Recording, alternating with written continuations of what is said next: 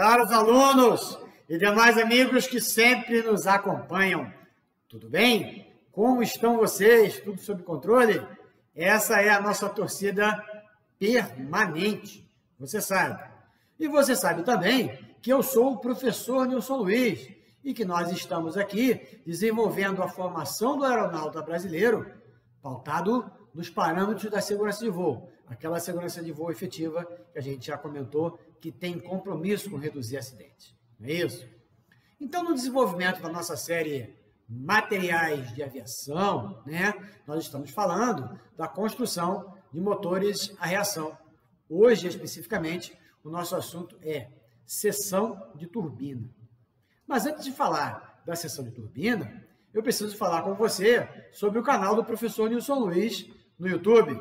Você já fez sua inscrição? Olha lá, não esquece, não demora um segundo para clicar lá no inscrever-se. Clica lá no inscrever-se, passe a fazer parte do nosso grupo, né? Faça sua inscrição, como eu disse. Se habitue a dar o like, a deixar o like, né? Em cada vídeo que você assiste, porque isso é bom para o canal dentro da plataforma. E acione para a sua comunidade, né? Acione lá o sininho das notificações. E assim você será avisado a cada vez que tem um vídeo novo. Você não precisa ficar procurando, será que o professor mudou o vídeo, colocou outra coisa? Não, não precisa. O próprio YouTube vai te avisar. Beleza? Então eu preciso contextualizar você aí, né?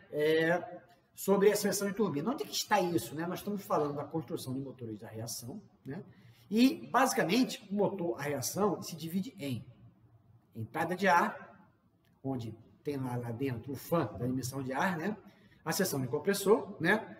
Onde você tem lá o compressor centrífugo ou axial. Você tem a seção de combustão, onde a gente já falou, né? Que as câmaras de combustão existem, funcionam para aumentar a pressão da massa de ar recebida e descarregá-la para os queimadores, não é isso? Aí tem a seção de turbina, nós vamos falar dela hoje, depois a seção de escapamento, seção de acessórios e sistemas periféricos. Não é isso? Tranquilo? Então acompanhe o professor Nilson Luiz nessa jornada aí, falando hoje da seção de turbina. A finalidade da seção de turbina é transformar a quantidade de energia cinética dos gases de escapamento em energia mecânica para acionar o compressor e acessórios.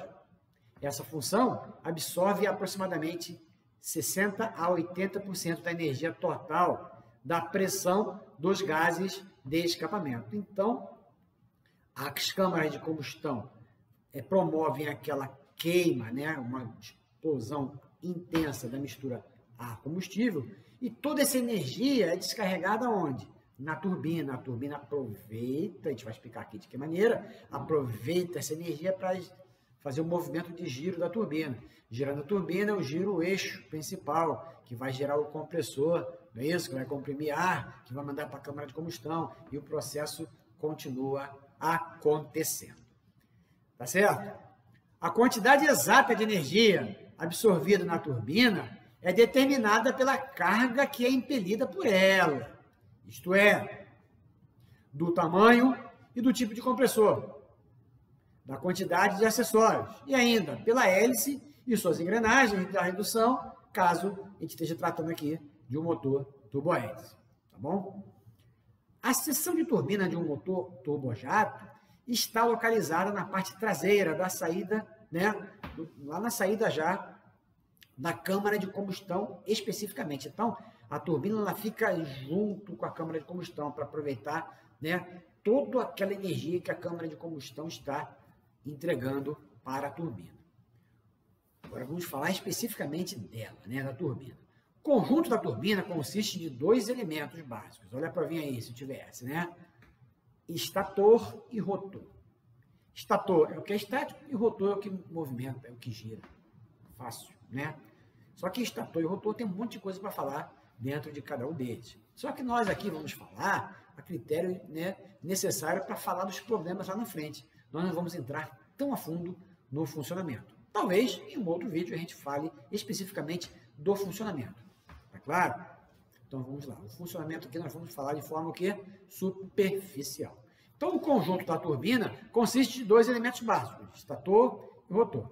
O estator também é chamado de conjunto de aletas guia dos bocais de turbina, ou ainda, aletas guia da turbina, ou ainda, aletas estacionárias, tá bom? O posicionamento do estator é após a câmara de combustão, imediatamente à frente da roda de turbina. Então, fica ali, câmara de combustão, né? Aí logo depois vem a turbina, que vem a parte fixa primeiro, que é o estator, e depois vem a parte rotativa, o rotor de turbina. Tá claro? Depois que a câmara de combustão introduz a energia calorífica na massa de ar, o contorno da instalação das aletas estacionárias direciona o gás em ângulos específicos na direção da rotação da roda de turbina, ou seja, do rotor, descarregando os gases a velocidades extremamente elevadas. Assim, uma porção variável de calor e energia, sob forma de pressão, é convertida em velocidade no conjunto móvel da turbina, ou seja, você começa a aproveitar essa energia de forma mecânica. Então, o que é isso, né? Você tem lá a câmara de combustão jogando essa quantidade de energia enorme. Colada com a câmara de combustão, você tem o quê? Você tem a turbina, parte fixa e parte móvel, né? A parte fixa é um conjunto, normalmente o motor tem um aspecto circular, né? Eu tenho um anel, imagina um anel de aletas fixas circular, tá? Só que essa carga de massa da explosão da câmara de combustão chega nesse anel estator, né? E ele direciona, ele tem ângulos, né? Ele direciona assim, ele tem ângulos, de forma que essa massa de ar vai ser direcionada para a ponta da paleta da turbina, da giratória da turbina. Então, é uma espécie de funil, de direcionador, né? Onde eu pego esse ar todo e vou direcionando para as partes do rotor da turbina que me interessa para girar a turbina. Girando a turbina, eu giro o eixo, que lá na frente vai gerar o fan, se for o caso, vai gerar o compressor, vai gerar todo o conjunto principal do motor, né? Por quê? Porque a turbina, ela precisa aproveitar, ela existe para isso, né? Aproveitar essa massa de energia que está sendo despejada da câmara de combustão em movimento rotativo. Tá claro? O número de aletas estacionárias, ou seja, o estator, vai variar com os diferentes tipos e tamanhos dos motores. Isso vai depender do jeitão lá do motor, da engenharia, né? A roda de turbina é uma unidade balanceada dinamicamente, consistindo de lâminas presas a um disco rotativo. Então, você tem um disco que é preso ao eixo, e preso ao disco você tem as lâminas. Essas lâminas vão receber ali a massa de ar e vão gerar todo o conjunto, uma vez que está tudo preso. Tá claro? Então, a roda de turbina é uma unidade balanceada dinamicamente, consistindo de lâminas presas a um disco. O disco, por sua vez, está preso ao eixo de transmissão de potência do motor.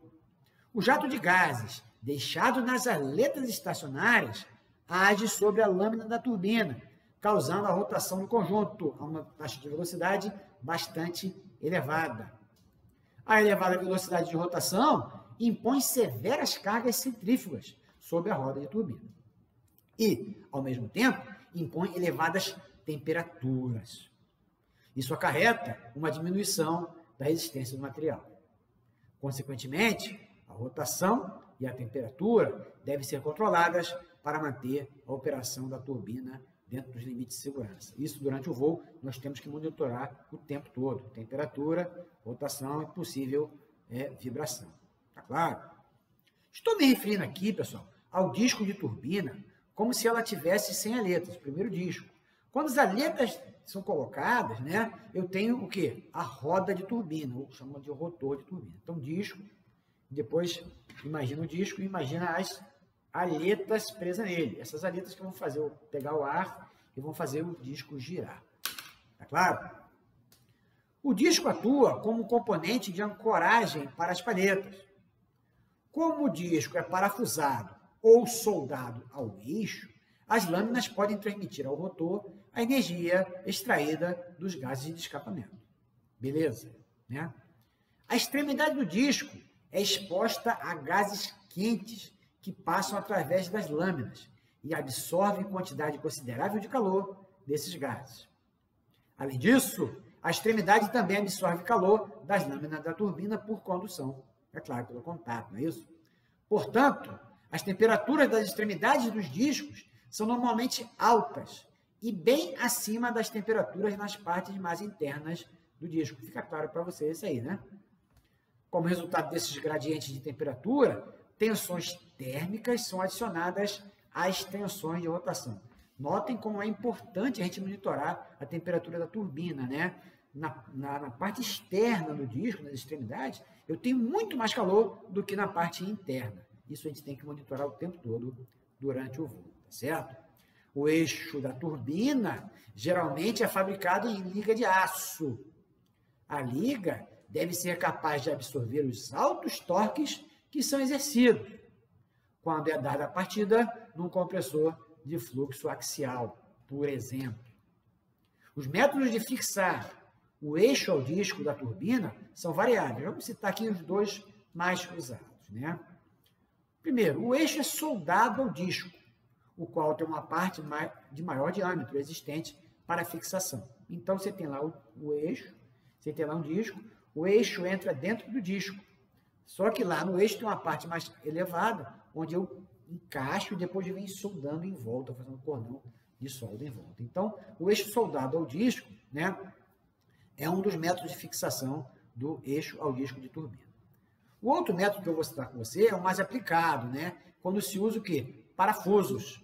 Esse método requer que o eixo tenha um cubo que coincida com a superfície usinada da face do disco. Então, você tem um cubo, um encaixe, onde o disco encaixa no eixo.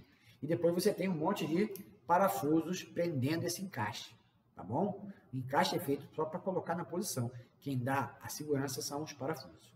Os parafusos são, então, inseridos através de orifícios no cubo do eixo e fixados em orifícios na rosca interna dos discos. Beleza. E para fixar as paletas no disco? Agora eu falei da fixação do disco no eixo e das paletas no disco. Como é que é? Existem diversos métodos para fixar as paletas, as ranhuras de instalação no disco. Alguns são similares à fixação das aletas no compressor. As paletas são presas às suas respectivas ranhuras por uma variedade de métodos. Alguns dos mais comuns são martelagem, soldagem, frenagem e rebitagem. Meus amigos, nesse vídeo aqui, não cabe a gente entrar mais em detalhes sobre cada um desses métodos. Tem um monte de coisa para falar em cada um desses métodos, mas por hora, citar os métodos de martelagem, soldagem, frenagem e rebitagem como métodos de fixação das paletas no disco no eixo, no disco de turbina, é suficiente para esse vídeo de hoje, tá certo? Em qualquer situação, a gente vai comentar mais a fundo cada um desses métodos, beleza? As paletas da turbina podem ser forjadas ou fundidas, dependendo da composição da liga. A maioria das aletas é fundida com precisão e usinada para a forma desejada, beleza? A maioria das paletas são do tipo comum. Contudo, há um tipo de paleta reforçada, que normalmente é usada na área externa da roda de turbina. Ora, lembra que eu falei da temperatura? A parte externa, né, do disco, né, recebe mais temperaturas? Então, tem discos que recebem palhetas reforçadas na parte externa. Faz sentido, não é isso? A roda de turbina com palhetas reforçadas podem ser necessariamente, né, usadas mediante o quê? A eficiência e as características de vibração da turbina. Aplicando palhetas reforçadas somente na extremidade externa do disco, o peso bruto de cada estágio diminui.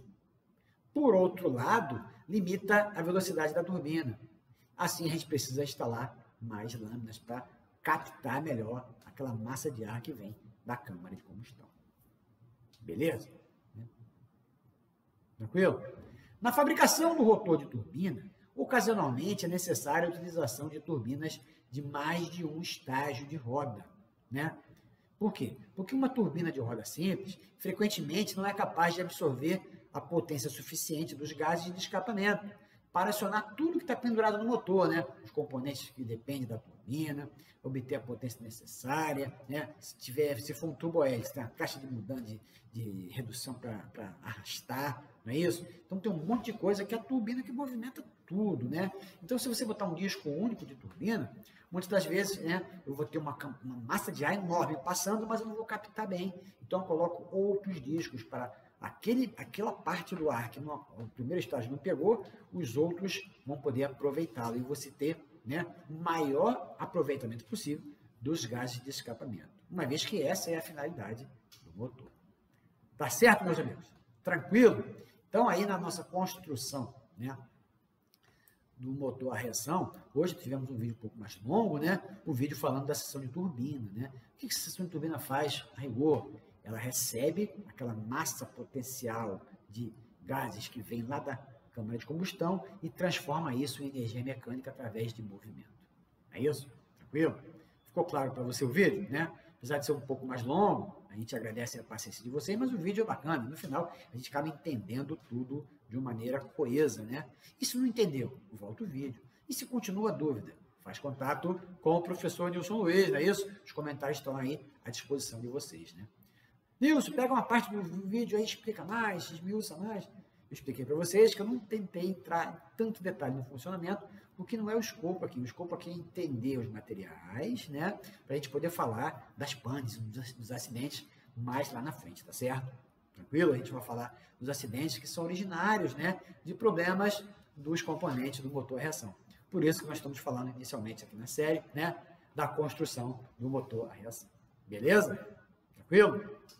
Bons estudos, fique com Deus e continue contando comigo. Não esquece o like, beleza? Não esquece o like no final do vídeo agora, não só desse vídeo, como de todos os outros vídeos da nossa série Materiais de Aviação e de todos os outros vídeos individuais lá, né, no canal do Professor Nilson Luiz no YouTube.